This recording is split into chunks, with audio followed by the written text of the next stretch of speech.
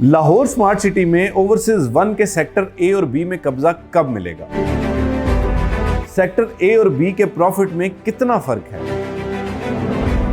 On ground सूरत हाल देखी जाए तो सेक्टर ए पहले डेवलप होगा या सेक्टर बी? बिस्मिल्लाहिर्रहमानिर्रहीम, अस्सलाम वालेकुम। लाहौर स्मार्ट सिटी में ओवरसीज 1 के सेक्टर ए और बी के हवाले से जो मैनेजमेंट है उन्होंने ऐलान कर रखा है कि जी इनका पोजीशन जल्द अलॉट कर दिया जाएगा, लेकिन इस पर बहुत से लोग तहफ़्फ़ुज़ात का इजहार करते हैं और वो ये कहते हैं कि जी ये दोनों ब्लॉक्स अभी तक तैयार नहीं हैं, ये दोनों सेक्टर्स अभी तक डेवलप फुली नहीं हैं, तो इनका पोजीशन कैसे दिया जा सकता है? बुनियादी तौर पर तो लाहौर स्मार्ट सिटी ने जो नोटिफिकेशन जारी किया था उसमें कोई भी ख़त्मी तारीख का ऐलान नहीं किया गया था, लेकिन ये एक बात क्लियर हो गई थी कि जी इनका पोजीशन जो है वो सबसे पहले दे दिया जाएगा। अब अगर ऑन ग्राउंड सिचुएशन को देखा जाए तो बहुत से लोगों का ये ख्याल है कि जी जो सेक्टर ए और बी की डेवलपमेंट है वो काफ़ी हद तक होना भी बाकी है, तो इनका पोजीशन जो है वो जल्द अलॉट नहीं किया जा सकता। और दूसरा जो इनकी मार्केट सिचुएशन है इस वक्त, उस पर भी बात करते हैं।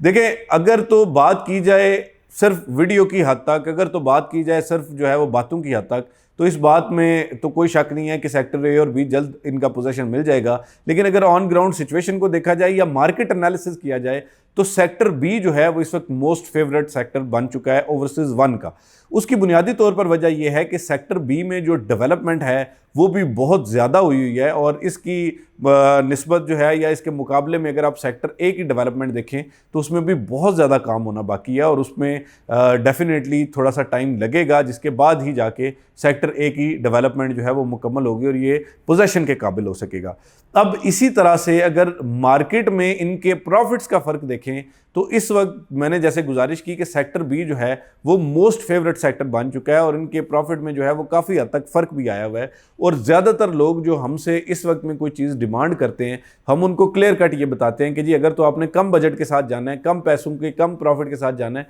तो सेक्टर ए ले लें। लेकिन अगर आपने जो है वो एक अच्छे बजट के साथ और जल्दी डेवलप होने वाला या जल्दी पोजीशन मिलने वाला सेक्टर देखना है तो वो फिर सेक्टर बी उसके लिए बेहतरीन चॉइस है।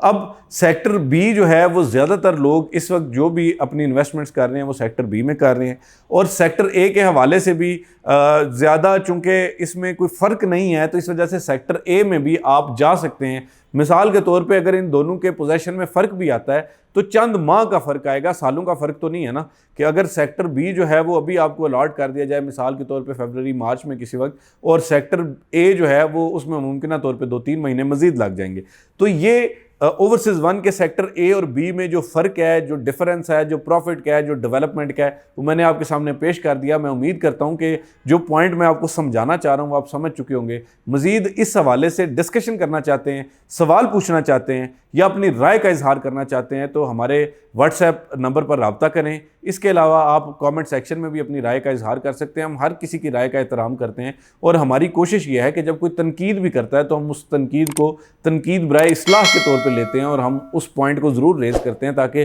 जो मैनेजमेंट है उस तक भी ये पॉइंट पहुँचे और उनको ये चीज़ अंदाज़ा हो जाए कि जी इस पर भी जो है वो मज़ीद मेहनत करने की या इस तरफ तवज्जो देने की ज़रूरत है। आज तक की वीडियो के लिए इतना ही। आइंदा वीडियोज़ में दोबारा हाजिर होंगे, तब तक के लिए फ़ी अमान अल्लाह।